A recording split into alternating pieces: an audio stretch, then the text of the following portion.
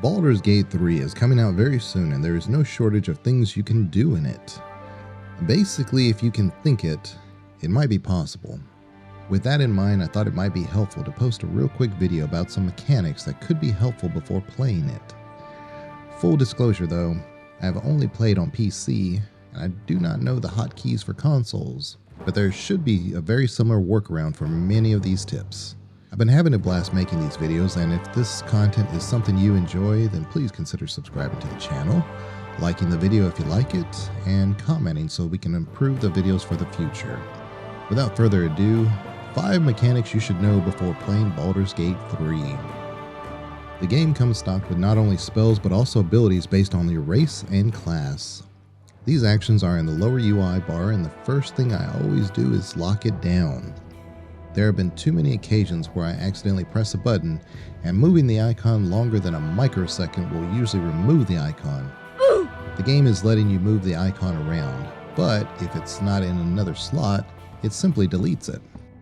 The workaround for me is to simply hit N on the keyboard and type in the action item you lost and drag it back to the empty slot. Inspiration points can be a mystery that isn't fully understood until you miss a roll. The inspiration points are stored and can be spent on a reroll ability check. Don't be afraid to use them, as you can only store 4 at a time. If you get more than 4, it grants experience.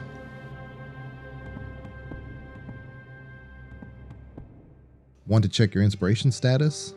Hit P.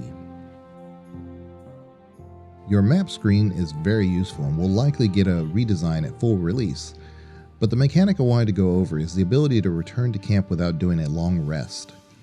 While exploring the world, you'll encounter items and places that require perception checks that will unlock features or items. What if you have a failed perception check across all party members? You can go back to camp and simply exchange a party member or multiple party members to bring them back to the location and roll again for the perception check.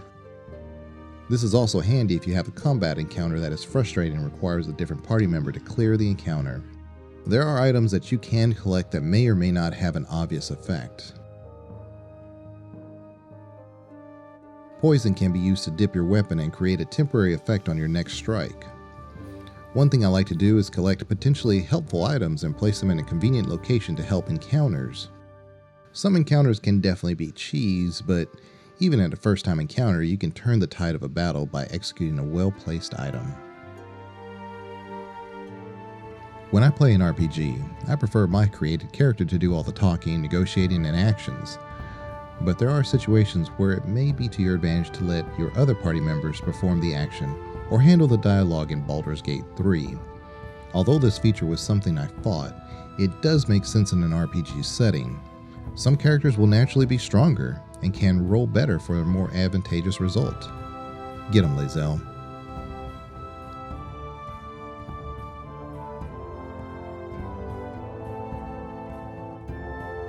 If you want a member or several members of your party to act separately, sneak without other party members following, simply pull the character's icon away until you break the chain connecting the party together.